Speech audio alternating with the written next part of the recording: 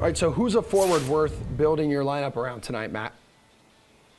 So in this Charlotte Hornets team, we have Terry Rozier coming back, and we've kind of had all this forward value with the rest of this team while everyone's been out for COVID protocols. One, these guys have gotten a little more expensive, like Oubre, Bridges, Cody Martin, but also with Rozier back, they're not going to be asked to do as much.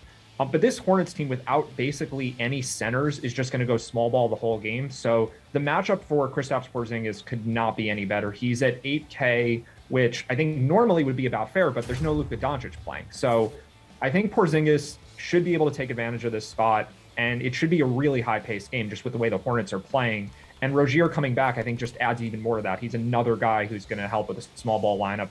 Doesn't play that much defense. He's going to score really well, and it just makes for an even higher scoring game. So I think it's a really good spot for Porzingis. All right, Jules, how about you, man? Yeah, it's hard to find a place really other than Porzingis to spend at forward. You keep scrolling through looking for a name, and it's kind of a tough slate. Like, you go to the Celtics side of things, you got Jaylen Brown coming back into the mix, which makes it tougher for him and Tatum against a solid Bucks team to find value. Matt hit on the situation with the Hornets getting bodies back, which generally means guys are overpriced. So really it's Porzingis and or value for me. So you've got, Brandon Boston is probably a guy we'll touch on in value. He somehow remains 3K with Paul George still out of the lineup. And then Marvin Bagley kind of back from the dead at 3,800 with no Rashawn Holmes. I'm not a huge Marvin Bagley guy, but the minutes are there.